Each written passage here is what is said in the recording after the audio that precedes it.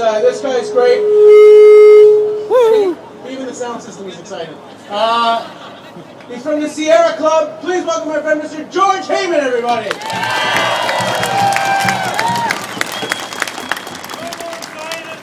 First of all, I want to really congratulate the organizers of this rally and organizers across Canada for putting together this event and the tremendous events that have happened everywhere in Canada today. This is a great crowd, it's a huge crowd, and it's an energizing crowd. There are people here today who have different interests, who work on different issues, but everybody has one thing in common. They want Canada to find solutions, and they want our Parliament to lead us in that. What we have here today is a tremendous coalition of concerned Vancouverites, Canadians and British Columbians, and just think what our Parliament could do if we had a coalition like that in our Parliament, or proportional representation for the 2/3 of the Canadians that did not vote for a Conservative government, but who wanted to find progressive solutions.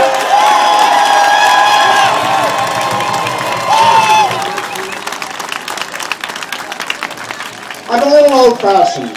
I start every morning by glancing through the newspaper to see what's up, and I found a really good editorial this morning by Stephen Hume, a name many of you will recognize, and I simply want to read 3 sentences from Stephen's editorial.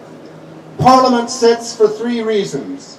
First, it gives the people's assent to what the government is delegated to do on their behalf. Second, it's charged with holding government accountable. Third, it approves government spending and taxation.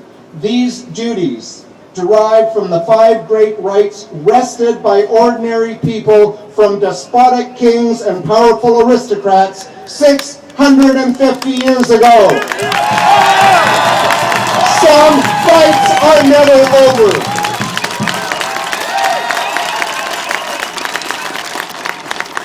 A little over a month ago, the majority of Canadians who understand the criticalness that scientists have been bringing forward about the threat to the future posed by global warming and climate change were profoundly ashamed and embarrassed by the non-action and the unscientific positions taken by our government representatives at a conference in Copenhagen that was one critical last chance for the world to make an agreement together to take action.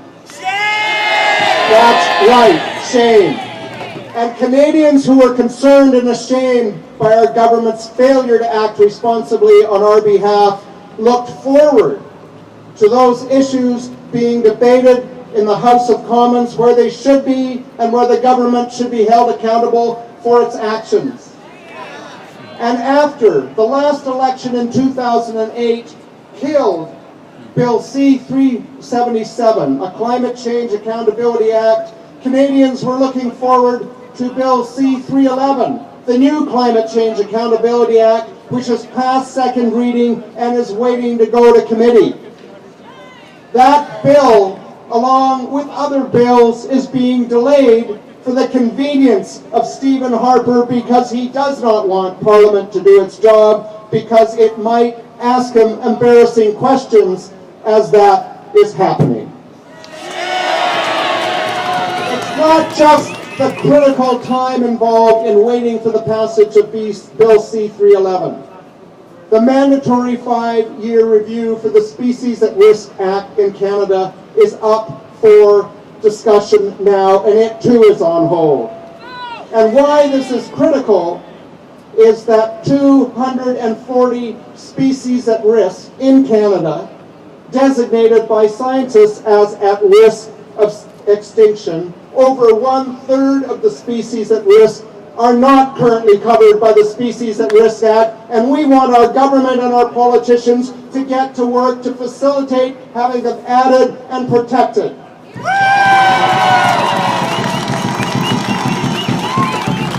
There are many other environmental issues that I could go on about, but let me also talk about something about the urban environment and the human environment.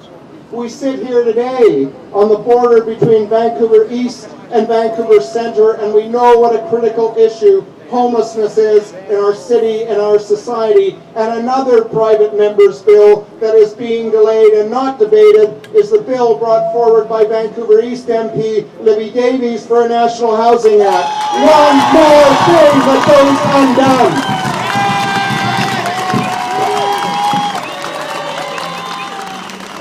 So let me close by saying that Stephen Harper claims that he is proroguing Parliament so that he can recalibrate his government's agenda. So I have a suggestion for all of us who care across Canada.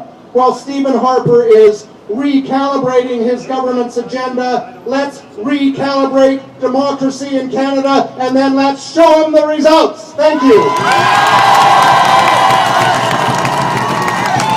George Heyman, everybody! Big round of applause.